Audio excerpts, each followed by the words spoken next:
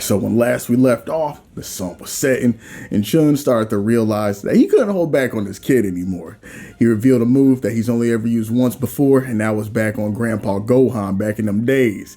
He unleashes that Bankoku Bakuri show, an electric paralyzing grip that he puts on Goku, just giving that boy the hammers. Goku screaming as all the electricity and the volts surge through his body.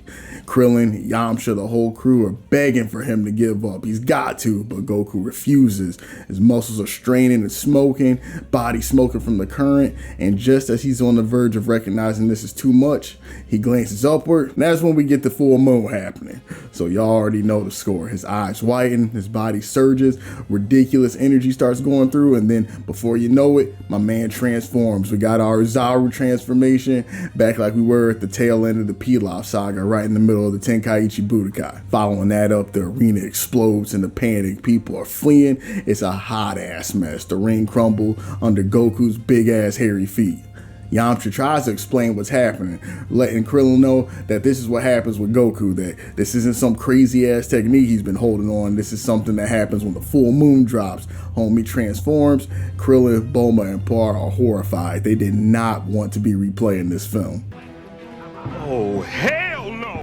Chun rips off his shirt and decides that he's got to do something out here. The only thing he can think is to go full power mode. He's got to get out that trend, goes to girl mode, and powers up to max. Muscles bulging, veins glistening. It's time to get active. While everybody else is running for his lives, the big homie steps up and he starts focusing his ki. Now Yamcha is 100% sure that he's about to put Goku in a pack, and he tries to stop him, but before he knows it, it's too late. Chun already fired off the massive Kamehameha and shoots it directly up top, and for a minute, all you see is smoke and lights, and then after the smoke is revealed, everyone was waiting in suspense to see what happened. They're absolutely sure that the big homie just got put in the pack, but Chun tells them, all right, youngins, look a little bit closer at the ring, and when they take a step down, they see that Goku still remains. That's when the reveal comes and we see that he took out He didn't take out the homie Goku, he obliterated the moon itself to cut off the transformation trigger. Now far be it for me to point out the continuity errors from when Piccolo did the exact same thing, but we ain't got enough time to be talking about that, because as Goku reverts back to normal, he's there lying butt booty naked unconscious in the rubble. The crowd absolutely speechless. They can't believe that the moon just straight up got deleted like that, but it is what it is. Goku rises to his feet before the 10 count and the fight isn't over. And at this point, both fighters are completely drained. Chun struggling to try to form another Kamehameha, but homie's got nothing left in the tank. And Goku is like, let me show you what those young bulls can do. He's got a little bit left, and he manages to fire one off that forces Chun into the air to try to dodge. And that's when Goku launches a desperate jump kick, sending the big homie out of the ring. And Chun ends up being able to cling to the edge by his fingertips, or should I say toe tips, insisting that the old man still got some fight in him and that this scrap between the two generations isn't over yet. There's a silence that overtakes the arena as Chun and Goku stare each other down, completely battered and bruised up. And Chun's going over his list of techniques because he knows as far as overpowering this kid, he's only got so much left. He's like, should I try to hit this dude with a camel clutch, the crippler crossface, the walls of Jericho, any move that he can think of to take this tiny dude out? And that's when it hits him. Little homie is tiny. So that's when he goes for one more play. Simultaneous kicks to the face as they both hop into the air. And then ultimately they both end up collapsing in the center of the ring. And that's when the ref begins to count. 1, 2, the crowd screamed up for them to get up. 9, 10, neither rises, and under normal circumstances, this would be considered a double KO. But the tension's nuts because it ain't over. Here, we gotta have a winner in this grand final of the Tenkaichi Budokai. So the announcer tells them that the first one to be able to stand up and claim victory by getting up on their own too, hitting them with a peace sign and saying, yup, victory's mine. That's who the dub is gonna go to. They're playing by hood rules. So slowly, Goku begins to stir, and homie manages to get to his feet. But right as he is about to declare victory, he passes out. He just didn't have the strength to claim it. And then slowly, that's when Jackie starts to stir. He pulls himself upright, just barely managing to make it to his feet. With his whole chest out, yup, I'm the GOAT.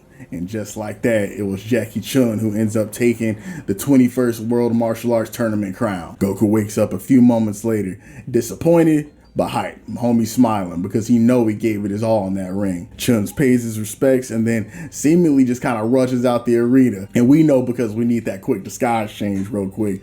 Roshi gets in his new fit and comes and lets them know that he had been watching from the back the whole time, letting Bulma know that he was out for a quick bathroom break, but he saw the whole thing. But more importantly, he gets off what was the entire point of this martial arts endeavor in the first place. He wants to let Goku and Krillin know something simple but profound, that there's always someone stronger out there.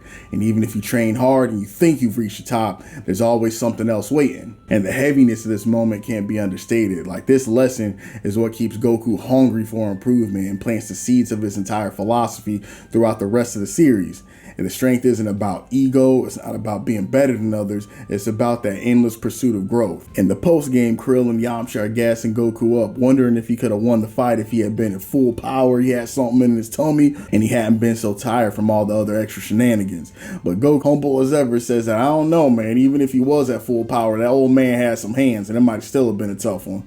He don't know if he would have won even then. Roshi can't help but think about the mechanics behind his victory. Goku's small body gave him speed, but Chun exploited the fact that he was an old ass man and he had longer limbs, extending his reach just enough to give him a deeper kick and land that finishing blow. After the tournament and he congratulates his disciples, he decides to take them out for a nice dinner to celebrate. And of course, in classic Goku fashion, he eats them out of house and home. My homie goes so ham that they literally run out of ingredients in the restaurant, and the bill is absolutely OD. It ends up completely destroying the entirety of the prize money that he got from coming into this tournament in the first place. As they talk about plans for later, it becomes clear that Roshi really does feel like he's taught Goku and Krillin everything that they need to grow, and he has nothing left to really show them. He encourages them from now on to continue their training journey independently. They're serious about the path of being a martial arts master, and they both need to take the time to hone their skills and think about all they learned on their own to gain their own experiences and come to their own conclusions. And so Goku decides that his next job is to find the memento left for him by Grandpa Gohan. And he also thinks it'll be a pretty good time for him to go out into the world and get some more training in on top of it. Krillin's path isn't quite so concrete yet, so he decides that he's going to go back to Roshi's and freeload for just a little bit longer. Much to Roshi's dismay, who thought that he was finally going to have some quiet time with Launch, but that just was not in the cards. Yamcha offers to give the old man a ride back to his home, considering Goku just completely destroyed any semblance of a wallet that he had. But before they can even complete their return journey,